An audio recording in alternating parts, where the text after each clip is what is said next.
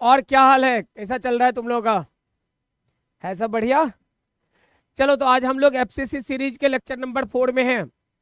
Last lecture में हम लोगों ने डिस्कशन किया हुआ है पहले से कि स्लोप का कॉन्सेप्ट क्या होगा, पॉजिटिव में भी निगेटिव में भी। Constant slope, increasing slope, decreasing slope, ये पूरे डिटेल में डिस्कशन लास्ट लेक्चर में हम लोग कर लिए हैं। आज के लेक्चर में हम लोग बात करेंगे एरिया ऑफ बॉन्डेड रीजन का, और फिर हम आगे बढ़ेंगे एरिया के बाद प्रॉब्लम्स जो एग्जाम वालों ने पूछा है प्रीवियस ईयर में, उन क्वेश्चंस में इसका रोल क्या रहा है। क्लियर है? तो आज हम बात करेंगे एरिया के लिए। Area of bounded region, bounded region का एरिया। कुछ एरिया तो तुम पहले से जान रहे हो, जैसे मान लो ट्रायंगल का एरिया का बात कर रहे हैं।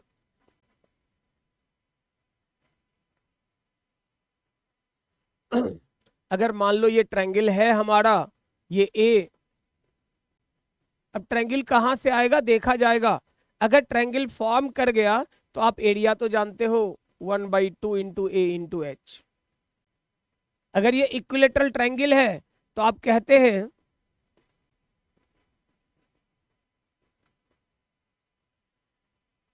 √3/4। अगर स्क्वायर है या रेक्टेंगल है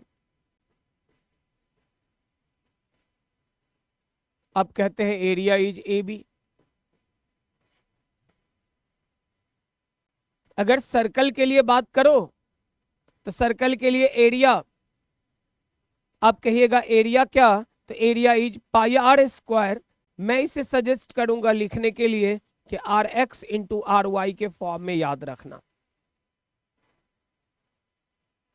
कहोगे बात तो वही हो गया, जितना एक्स में उतना वाई में, करेक्ट। लेकिन जब हीट एंड थर्मोडायनामिक्स हम पढ़ेंगे, ग्राफ प्लॉट करेंगे प्रेशर एंड वॉल्यूम के बीच में, एट दैट टाइम एक तरफ रेडियस में प्रेशर का होगा, दूसरा तरफ वॉल्यूम का, और एरिया निकालेंगे, वर्क डन तुरंत निकल जाएगा। वहां हमारे सवाल को आसान कर देगा। इसलिए यही सीखते चलते हैं कि आर स्क्वायर को r square r into r के बराबर लिखेंगे। आर कौन सा? एक्स वाला। आर कौन सा? वाई वाला।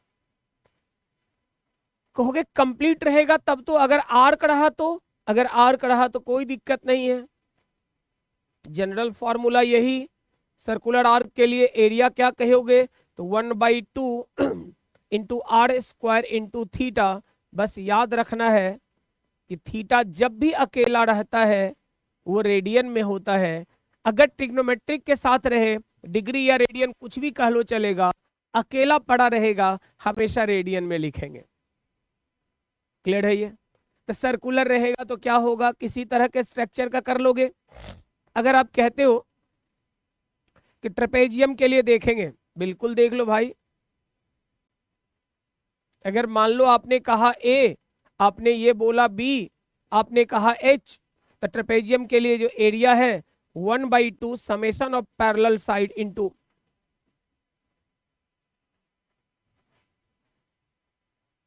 कहानी तुम्हारा जाना हुआ है, इसमें कोई दिक्कत नहीं है। हम एक ऐड कर लेते हैं पैराबोला वाला पार्ट देख लो। अगर पैराबोला है, पैरा मतलब स्टैंडर्ड इक्वेशन ऑफ पैराबोला क्या कहोगे, तो कहेंगे कि वाई स्क्वायर इक्वल्स 4ax या एक्स स्क्वायर इक्वल्स 4ay। जो लीनियर होता है उधर की तरफ झुकेगा। अगर y लीनियर है तो y की तरफ बेंडेड, अगर x लीनियर होता है तो x की तरफ बेंडेड। ये स्टैंडर्ड इक्वेशन में आपने देखा होगा। बस मैं सिर्फ इतना बता रहा हूं कि इसके लिए दो रीजन दिख रहा है मुझे। पहला,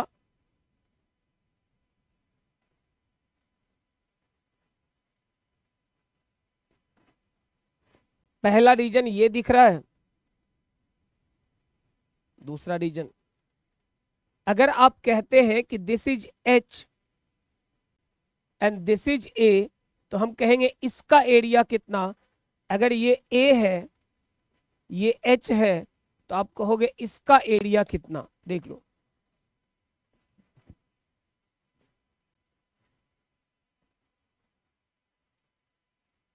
और अगर इसके लिए एरिया कहते हो कहोगे 1/3 इंटू ए इंटू एच।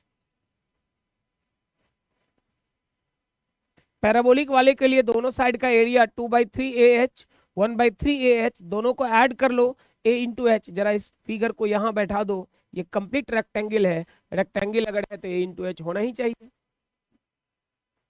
तो अलग अलग स्ट्रक्चर के लिए अलग अलग तरह का एरिया होगा, ये कॉन्सेप्ट तो क्लियर है। अब सवाल है कि ये एरिया हमारे लिए कैसे काम का होगा, लेकिन उसके पहले ये देखना जरूरी है कि अगर रीजन क्लोज्ड नहीं रहे तब क्या होगा। तो हम सबसे पहले बात कर लेते हैं कि हमारे किस काम का है।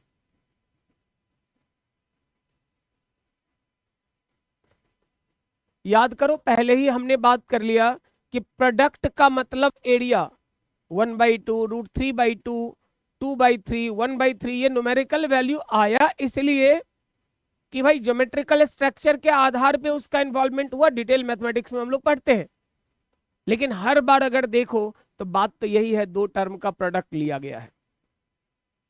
पाई आर स्क्वायर, पाई हटा दो, आर इंटू आर प्रोडक्ट ही तो है। 1/2 इंटू बेस इंटू हाइट, 1/2 को हटाओ, वो क्यों आया, स्ट्रक्चर के कारण, वो कैलकुलेशन अलग है। ए इंटू एच प्रोडक्ट ही तो है। तो दो का प्रोडक्ट जो होगा वो प्रोडक्ट ही तो एरिया है अपना। तो हम बात करेंगे प्रोडक्ट के लिए, जैसा हम लोग जानते हैं क्या, एज वी नो, देख ले, वेलोसिटी को क्या कहते हो, dx/dt। इसी का उल्टा बोल लो, dx बराबर क्या, v इंटू,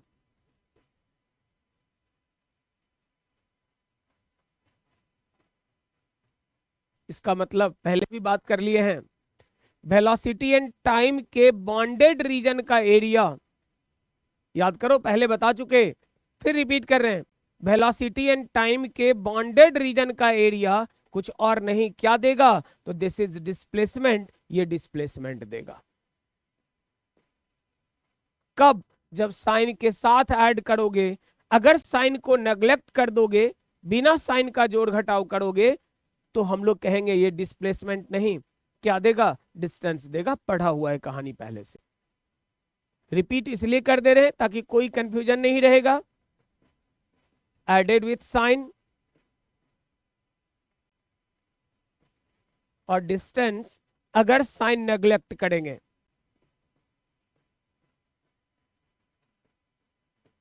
अगर ज्यादा तकलीफ हो तो पीछे के पीछे वाला लेक्चर जाके पलट के देख लेना, उसमें पूरा बात बताया हुआ है इसके बारे में। क्लियर है। अगला, अगर आप कहते हो एक्सीलरेशन, एक्सीलरेशन मतलब dv/dt, आप फिर बोलोगे dv equals a into dt।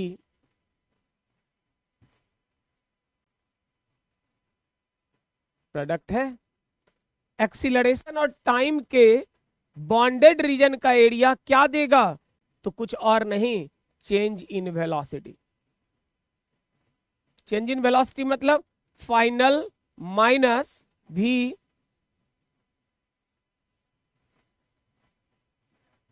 Final velocity से इनिशियल वेलोसिटी को घटाओगे, चेंज इन वेलोसिटी है, और ये change in velocity area of bounded region between acceleration and time के बराबर होगा। कोई दिक्कत वाली बात है, बोलो। अरे सही है। अगर थोड़ा सा 9th क्लास में भी पढ़े होगे, उसके बाद भी अगर 11th में आपने पढ़ा है तो एक इक्वेशन कैनेमेटिकल जरूर पढ़े होंगे, v² equals u² plus 2as। मैं बोलूंगा कि v² माइनस u² इक्वल्स कितना, आप थोड़ा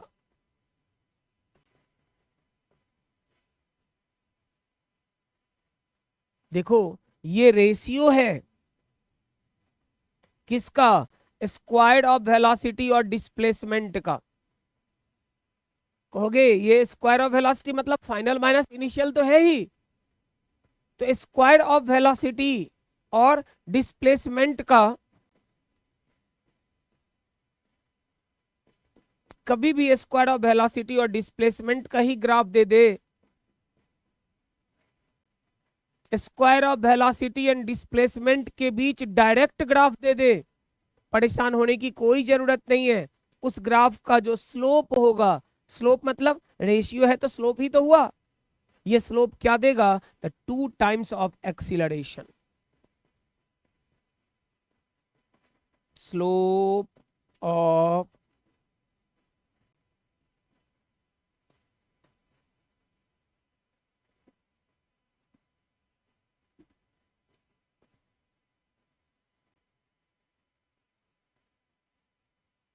square of velocity and displacement का ग्राफ अगर प्लॉट किया गया तो उस ग्राफ का जो स्लोप होगा वो स्लोप कुछ और नहीं देगा, एक्सीलरेशन, सीधे एक्सीलरेशन नहीं, एक्सीलरेशन का double value.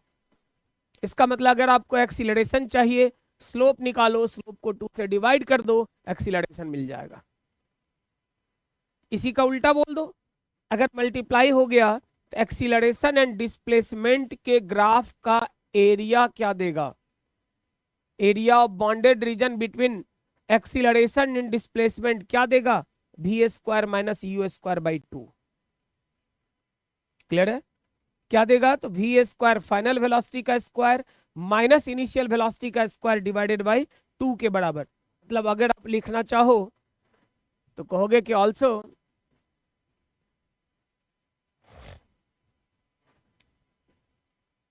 Acceleration equals we square minus u square divided by S, A into S. अगर कभी एक्सीलरेशन और डिस्प्लेसमेंट के बीच ग्राफ दिया हुआ है, परेशान होने की जरूरत नहीं, आप उसका एरिया ले लीजिए। जो एरिया होगा वो फाइनल वेलोसिटी का स्क्वायर माइनस इनिशियल वेलोसिटी का स्क्वायर डिवाइडेड बाय 2 के बराबर होगा। क्लियर हो गया ये एरिया का कॉन्सेप्ट? अरे सही है। अब हम लोग बात कर रहे हैं area calculation in case of, भाई बंधा हुआ क्षेत्र है तो समझ में आ गया, खुले रीजन का एरिया कैसे निकालोगे? जैसा मैंने पहले भी बोला, हमारे लिए फिजिक्स में ज्यादातर टाइम्स टाइम का इन्वॉल्वमेंट होगा एक एक्सिस के तौर पे। तो हम उसे प्रोसीड कैसे करेंगे? जैसे मैं बोल रहा हूं, देख लो, वेलोसिटी का वेरिएशन टाइम के साथ दिया हुआ है, ये वाला।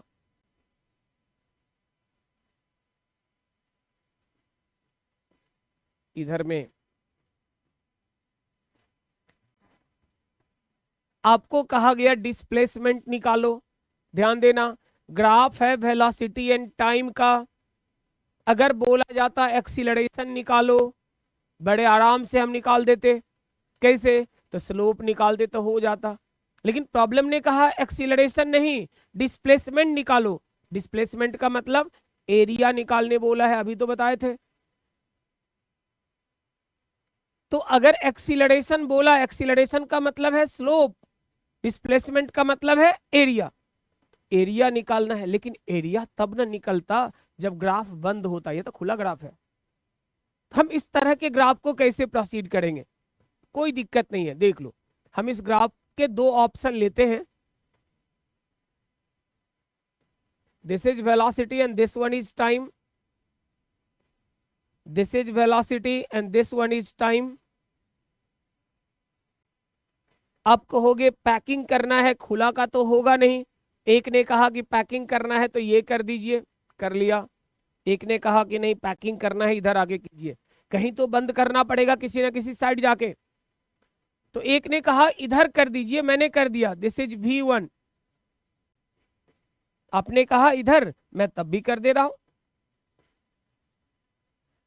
एरिया तो बॉन्डेड रीजन का लेना है, ये bounded region area, and that equals 1/2 into V1।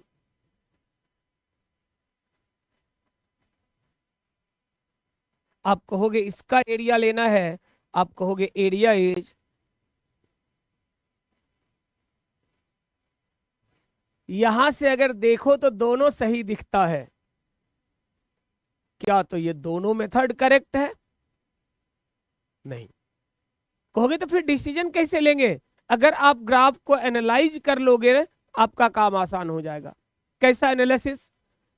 तो समझिए बात को, यहां चल रहे थे, बिल्कुल यहां तक पहुंचे, ग्राफ हमारा खुला हुआ था। बंद करने के लिए हम इधर के तरफ आए। इधर आने का मतलब हम टाइम को घटाकर 0 किए। इसका मतलब हो गया कि हम टाइम को घटा के जीरो किए। क्या प्रैक्टिकली ये पॉसिबल है कि टाइम घटाया जा सके? तो भले ही आंसर अभी मैच कर गया हो, लेकिन ये मेथड हमारा, कहोगे इसका मतलब हम यहां तक गए,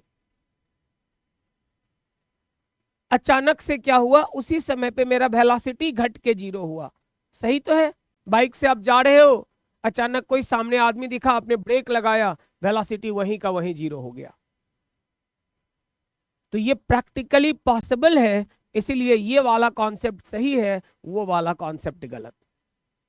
अब कहोगे कि गलत ही सही, लेकिन आंसर तो मिल जा रहा है। बेटा बढ़िया लक है यहाँ के मिल जा रहा है।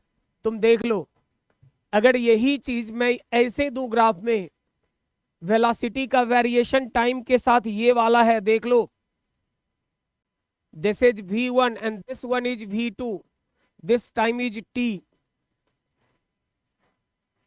अब अपने पैकिंग के पुराने स्टाइल पे आ जाओ। आप क्या कहोगे? तो आप कहोगे t और v है, this is v1, this one is v2।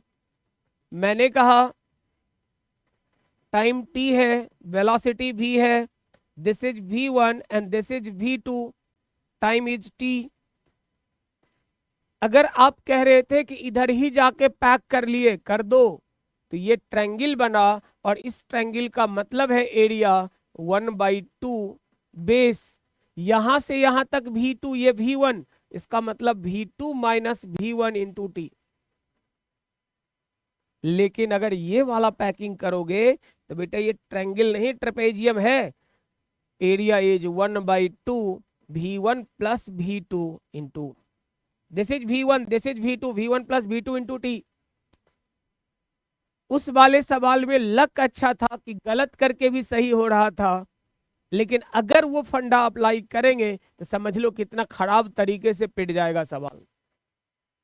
इसीलिए कॉन्सेप्चुअली मजबूत रहना बहुत जरूरी है।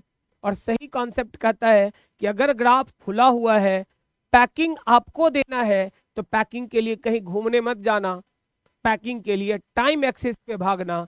पैकिंग होने के बाद बॉन्डेड रीजन का एरिया ऑटोमेटिकली सामने हो जाएगा। क्लियर है ये बात? तो किधर करेंगे पैकिंग? ओपन रीजन में। बंद है तब तो बंद है, अगर खुला रीजन है तो किधर? तो खुले रीजन में हमेशा पैकिंग करेंगे, कौन से एक्सिस पे? टाइम एक्सिस पे जाके। क्लियर? चलो आगे देखते हैं।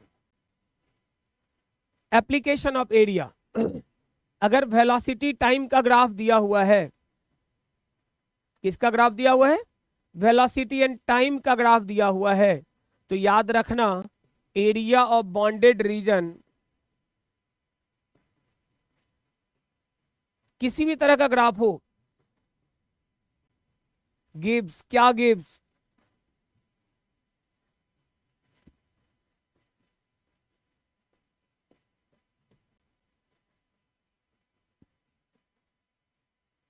डिस्प्लेसमेंट देगा कब? जब साइन को नेग्लेक्ट करोगे। ये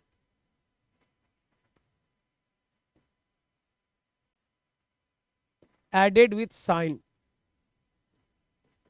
साइन के साथ जोड़ोगे तो डिस्प्लेसमेंट देगा। भाई डिस्टेंस कब देगा? जब साइन को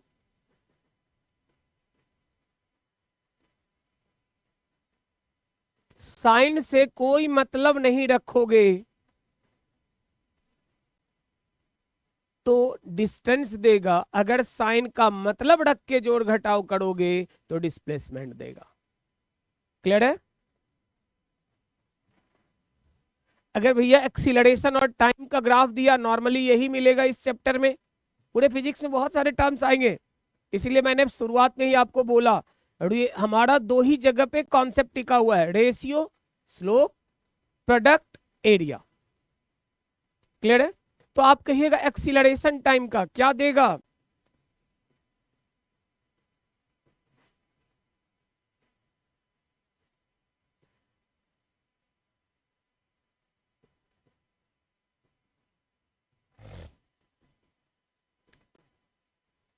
चेंज, ध्यान रखना ये वेलोसिटी नहीं है, क्या है ये? चेंज इन वेलोसिटी देगा, वेलोसिटी नहीं देगा, क्या देगा, चेंज इन वेलोसिटी। तो अगर बॉन्डेड रीजन है एक्सीलरेशन और टाइम के बीच में, किस किस के बीच में, एक्सीलरेशन एंड टाइम के बीच में, उस बॉन्डेड रीजन का एरिया कुछ और नहीं क्या देगा, तो चेंज इन वेलोसिटी देगा। क्लियर है। अगर मान लो पार्टिकल ने रेस्ट से स्टार्ट कर दिया तो भाई वही फाइनल वेलोसिटी है तुम्हारा। लेकिन अगर पार्टिकल का इनिशियल वेलोसिटी 5 मीटर पर सेकंड है और आपने रट्टा मार लिया कि ये वेलोसिटी है, तो फिर पूरा गलत हो जाएगा। इसलिए समझना है कि एरिया हमें वेलोसिटी नहीं देता, एरिया क्या देता है, चेंज इन वेलोसिटी देता है। क्लियर।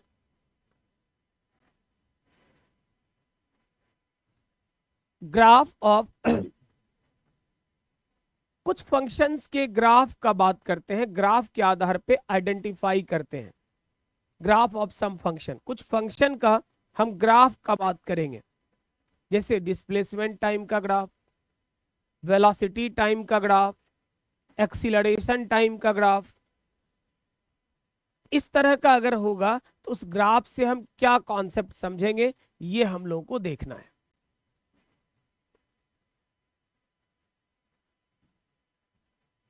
मान लो डिस्प्लेसमेंट एंड टाइम का ग्राफ दिया इस तरह का,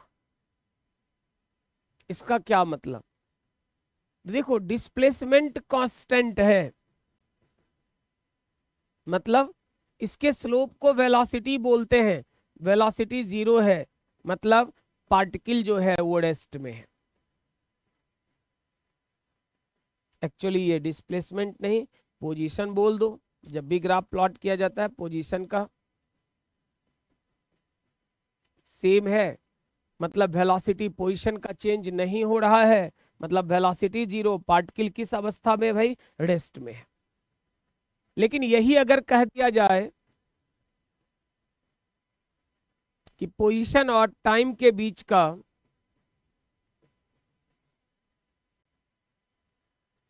इसका मतलब क्या हुआ, इसका मतलब साफ हो गया कि पोजीशन बदल रहा है, मतलब वेलोसिटी है, कैसा वेलोसिटी है, तो एंगल हमेशा सेम है, इसका मतलब एक्सीलरेशन। ग्राफ देगा पोजीशन या डिस्प्लेसमेंट एंड टाइम का, पूछेगा इसका मतलब क्या, तो इसका मतलब particle is moving with uniform velocity, acceleration of particle must equal 0। अगर कहोगे कि पोजीशन का वेरिएशन ऐसा है तो बहुत छोटा छोटा चीज बहुत अंतर देगा। पिछले लेक्चर के कॉन्सेप्ट पे ध्यान दो। कहोगे डिसाइड कैसे करेंगे, पोजीशन एंड टाइम के ग्राफ के स्लोप को वेलोसिटी बोलते हैं, इसका मतलब इसका जो स्लोप है वो वेलोसिटी है, और ये स्लोप कैसा वाला है, फर्स्ट क्वाड्रेंट का, इंक्रीजिंग या डिक्रीजिंग, इंक्रीजिंग है, इसका मतलब कहोगे कि वेलोसिटी जो पार्टिकल का है वो लगातार बढ़ने वाला है। यहां आप क्या कहोगे, कहोगे वेलोसिटी बढ़ रहा है, वेलोसिटी बढ़ रहा है मतलब एक्सीलरेशन। लेकिन यही बात अगर ऐसा हो जाए, यही पोजीशन, एक के लिए बात कर रहे हैं, यही कॉन्सेप्ट सबके लिए अप्लाई होगा। देखो पोजीशन एंड टाइम का ग्राफ है, इसका मतलब इसका जो स्लोप होगा वो स्लोप क्या देगा भैया, तो स्लोप देगा वेलोसिटी। कैसा है ये वेलोसिटी, स्लोप का नाम वेलोसिटी है तो वो स्लोप, और ये ग्राफ स्लोप डिक्रीजिंग का है, इसका मतलब वेलोसिटी लगातार, मतलब एक्सीलरेशन हमारा निगेटिव नेचर का है, रिटार्डिंग है।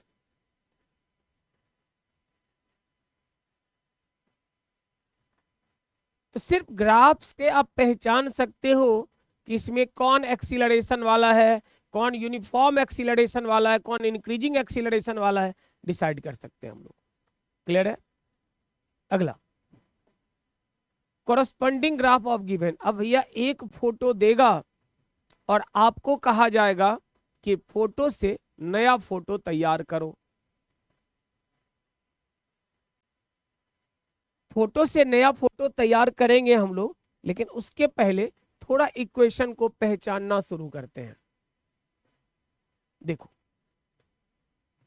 सबसे पहले हम कहते हैं आर हो, भी हो, ए हो, अगर ये कांस्टेंट है,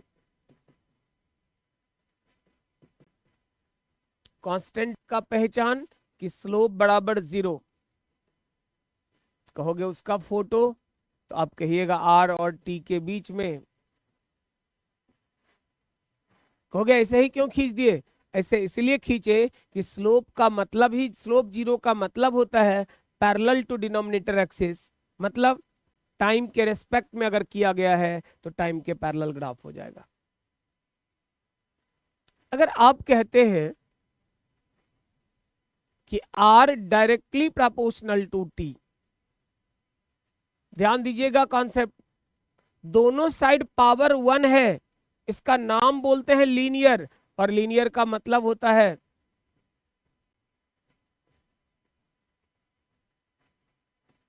कहोगे जरूरी है ओरिजिन से पास करे ना, स्टैंडर्ड इक्वेशन आपने पढ़ा होगा,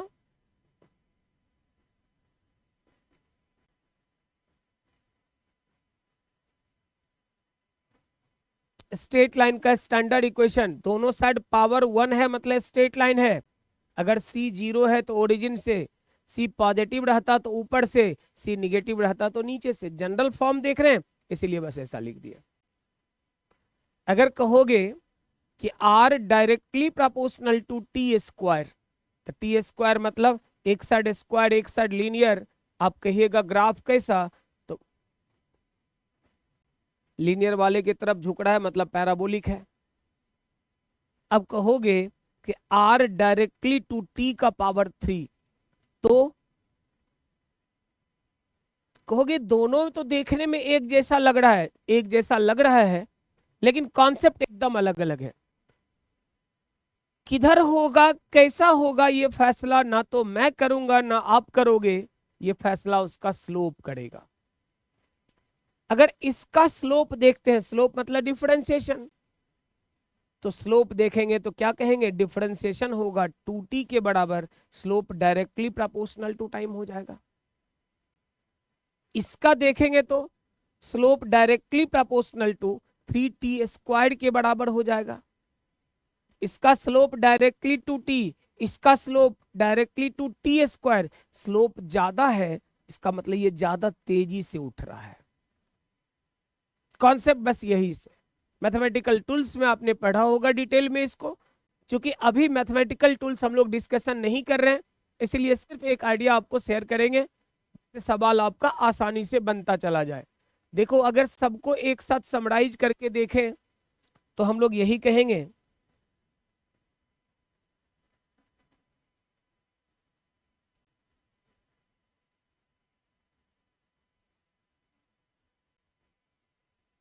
ये याद रखना, ये डायरेक्टली टू टी, ये directly to t square, directly to t cube, ये एक जगह है, कौन सा जगह है, t इक्वल्स 1।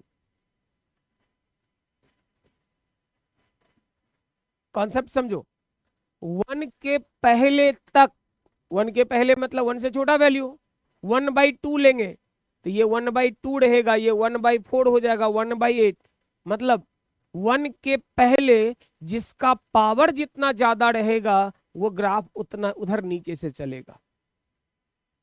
1 वाला सबसे ऊपर स्क्वायर, उसके नीचे पावर 3 और नीचे पावर 4 और नीचे पावर 5 और नीचे, मतलब नीचे चलता चला जाएगा 1 के पहले।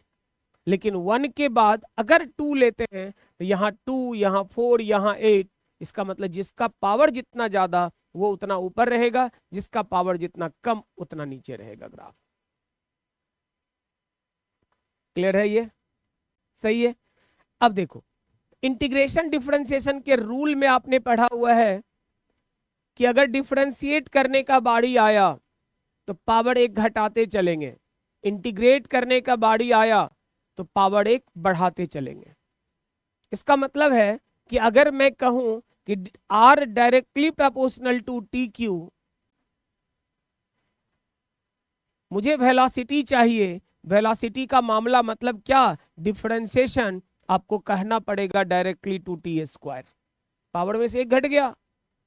अगर कहोगे एक्सीलरेशन, फिर से डिफरेंशिएट करना पड़ेगा, कहोगे डायरेक्टली प्रोपोर्शनल टू टी। लेकिन अगर मैं बोलूं उल्टा कि एक्सीलरेशन डायरेक्टली टू टी, मुझे वेलोसिटी चाहिए, एक्सीलरेशन से वेलोसिटी मतलब इंटीग्रेशन, आप कहोगे डायरेक्टली टू, वेलोसिटी से डिस्प्लेसमेंट तो फिर से इंटीग्रेशन मतलब डायरेक्टली टू। तो यहां जब जाओगे एक्सीलरेशन से डिस्प्लेसमेंट की तरफ, पावर में एक जोड़ना, इधर जब जाओगे तब पावर में एक घटाना, कोरस्पॉन्डिंग ग्राफ खींचते समय यही रूल आपका बहुत हेल्प करने वाला है। क्लियर है ये? अब देख लो कोरस्पॉन्डिंग ग्राफ ऑफ गिवन, कोई ग्राफ एक दिया हुआ है, बोलेगा भैया उसका उसके बदले एक नया तो ग्राफ खींच के दिखाओ। देख लो, मैंने कहा कि पोजीशन वेक्टर का वेरिएशन आर का टी के साथ, एक दो एग्जांपल्स करके देख लेते हैं।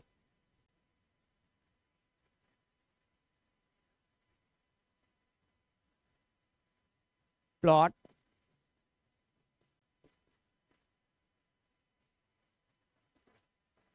डिस्प्लेसमेंट का वेरिएशन मतलब पोजीशन का वेरिएशन दिया हुआ है, वेलोसिटी का वेरिएशन प्लॉट करना है। सबसे पहले तो ये देख लो भैया, पोजीशन ही एक जैसा नहीं है, यहां से यहां तक अलग तरह का, यहां अलग, फिर इस तरह के प्रॉब्लम को सॉल्व कैसे करेंगे?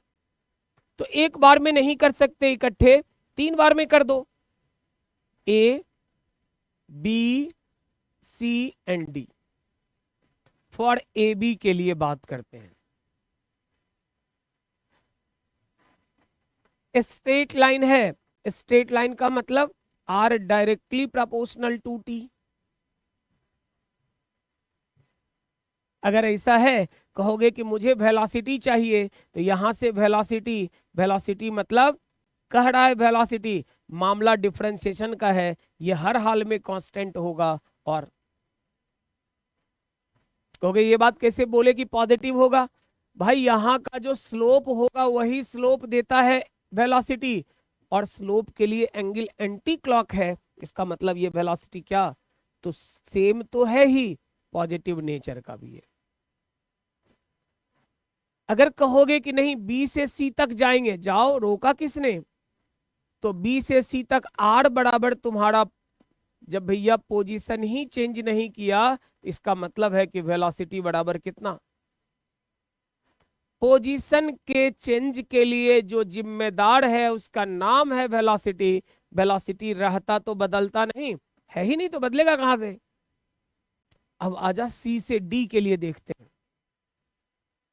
वंस अगेन कहोगे निगेटिव है, वो सब छोड़, दिमाग नहीं लगा, क्योंकि हम लोग को सिर्फ ग्राफ खींचना है, कॉन्सेप्ट समझ के ग्राफ प्लॉट करना है। मैथमेटिक्स के इक्वेशन की तरफ जाओगे फंस जाओगे सवाल में। तो ये बात तो तय है, स्ट्रेट लाइन है मतलब डायरेक्टली प्रोपोर्शनल होगा।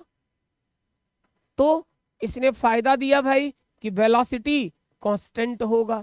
अब मेरा सवाल है कि वेलोसिटी कांस्टेंट तो होगा, कैसा, पॉजिटिव या निगेटिव? ये डिसाइड करने के लिए कुछ मत कर, एक काम कर ले, जहां है वहां से, मैंने बोला था इनिशियल जगह से एक्सिस खींचेंगे। अब जरा सोचो, यहां जाने के लिए खुद ही देखो ना, स्लोप निकालने के लिए क्लॉकवाइज करना पड़ा, डिस्प्लेसमेंट एंड टाइम का स्लोप वेलोसिटी दिया और क्लॉकवाइज घूमकर दिया, इसका मतलब क्लियर है ये वेलोसिटी कैसा, तो ये वेलोसिटी हमारा पॉजिटिव है, कांस्टेंट है। इस रीजन में वेलोसिटी है ही नहीं, इस रीजन में वेलोसिटी हमारा निगेटिव है। इसका मतलब अगर इकट्ठे प्लॉट करने का बात करें तो आप कह तो सकते ही हो कि वेलोसिटी टाइम के लिए देख लो, शुरुआत के कुछ समय तक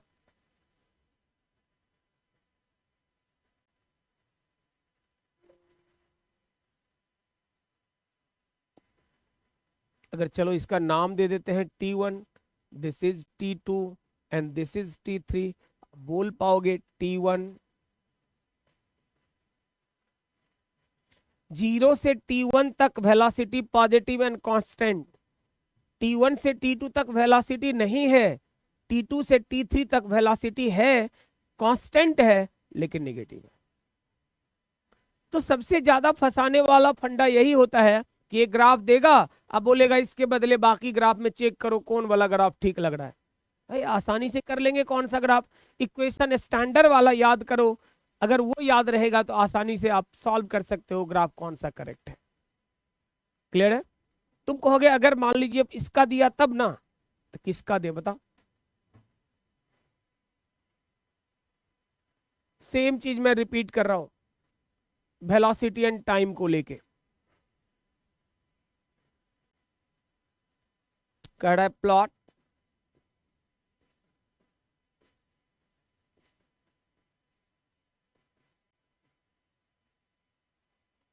अगर इसके कॉन्सेप्ट को समझ लिए समझ लो, फिर कोई दिक्कत वाली बात नहीं है। टाइम दिया हुआ है भाई कितना, T1, T2, T3, ये वेलोसिटी अपना मैक्सिमम पे गया एंड दैट इज, देखो पहली बार में ग्राफ है वेलोसिटी एंड टाइम का, पूछ रहा है एक्सीलरेशन। ग्राफ किसका, वेलोसिटी एंड टाइम का, पूछ क्या रहा है, एक्सीलरेशन।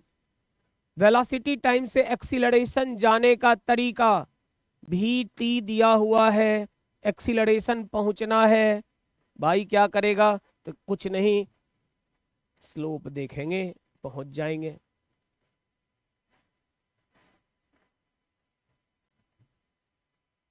स्लोप ही है एक्सीलरेशन देगा और क्या। तो फोकस्ड रहेंगे किस पे, स्लोप पे। स्लोप मतलब डिफरेंशिएशन पे। तो हम अब बात करते हैं, देख लो, आप कहोगे 0 से लेकर AT के लिए बात कर रहे हैं, 0 से T1 तक velocity directly proportional to T। Velocity क्या है, डायरेक्टली T के, अगर डायरेक्टली T है इसका मतलब एक्सीलरेशन क्या होगा, अब कैसा होगा, पॉजिटिव होगा। क्यों होगा पॉजिटिव, क्योंकि स्लोप है। आप यहां देख लो एंगल एंटी क्लॉक घूमना पड़ रहा है, एंटी क्लॉक पॉजिटिव, इसका मतलब पॉजिटिव होगा। कहोगे थोड़ा वैल्यू भी बता दीजिए कितना, बिल्कुल V0 बाई, देख लो ना,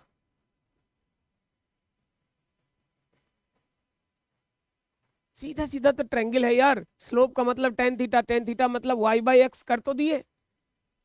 आप कहोगे कि नहीं T1 से T2 तक देखना है, देख लो तुम्हारा वेलोसिटी ही कांस्टेंट है, तो जब कांस्टेंट है तो बता रहा है एक्सीलरेशन होगा नहीं भाई। क्लियर है? थोड़ा और आगे बढ़ते हैं, और आगे क्या, तो कहोगे T2 से T3 तक का बात कर लो, वेलोसिटी डायरेक्टली प्रोपोर्शनल है टाइम का, ठीक बात है, टाइम का डायरेक्टली है, निगेटिव है। बाद में बात करेंगे निगेटिव पॉजिटिव के बारे में, फिलहाल एक्सीलरेशन ये तो समझ आ रहा है कि कांस्टेंट है।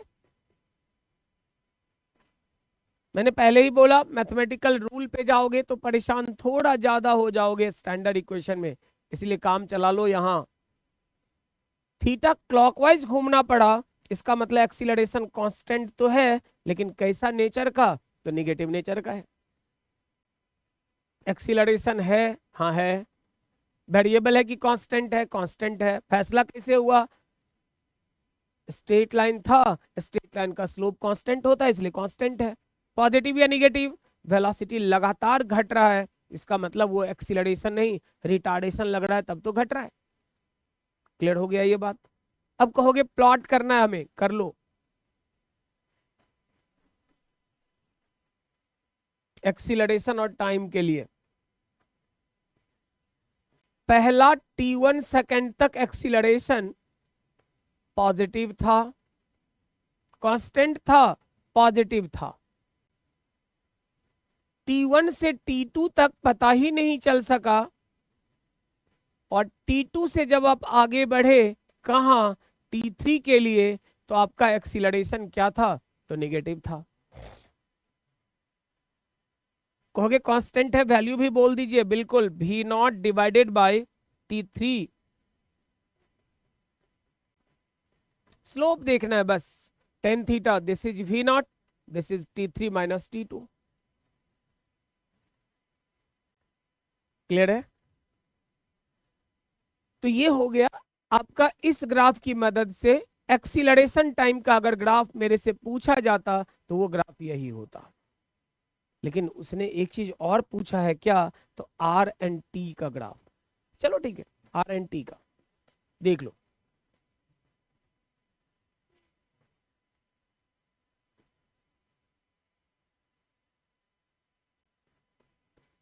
T1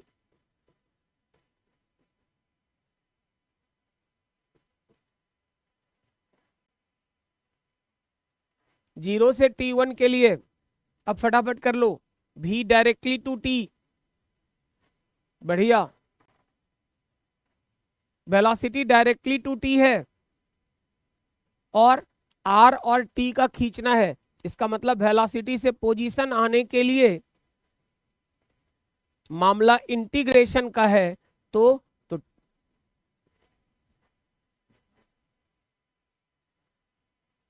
पैराबोलिक तो होगा, लेकिन कैसा? तो भाई इसका जो स्लोप है वो है वेलोसिटी, करेक्ट। कैसा वेलोसिटी है? तो वेलोसिटी पॉजिटिव है। और कैसा है? तो लगातार बढ़ने वाला है। इसका मतलब अगर सिर्फ इस पार्ट का ग्राफ हम खींचे तो हम लोग यही कहेंगे कि आर और टी के लिए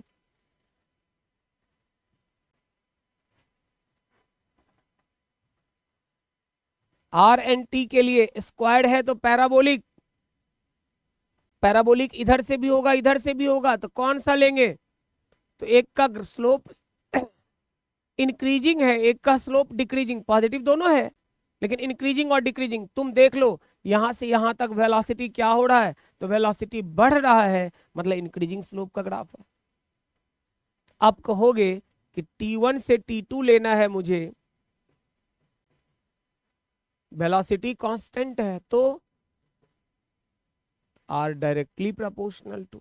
इसका मतलब अब अगर कहें R और T के बीच, तो जहां पहुंच चुका वहां से आगे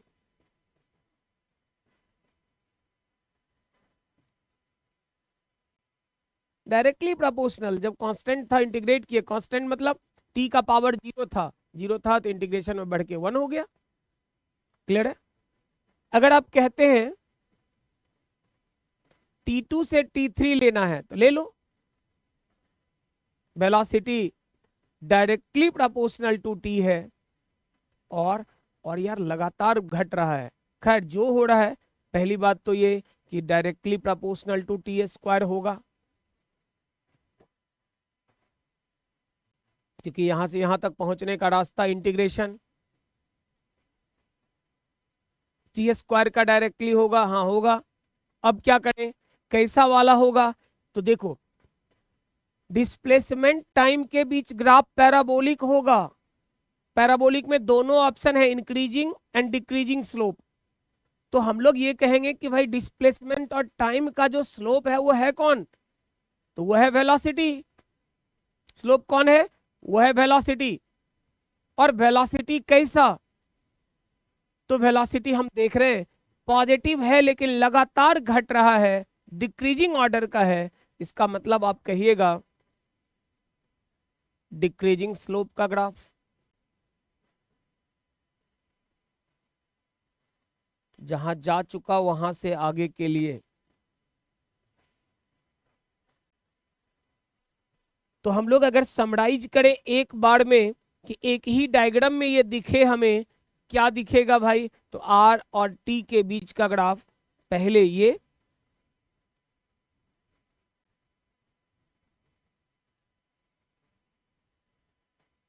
फिर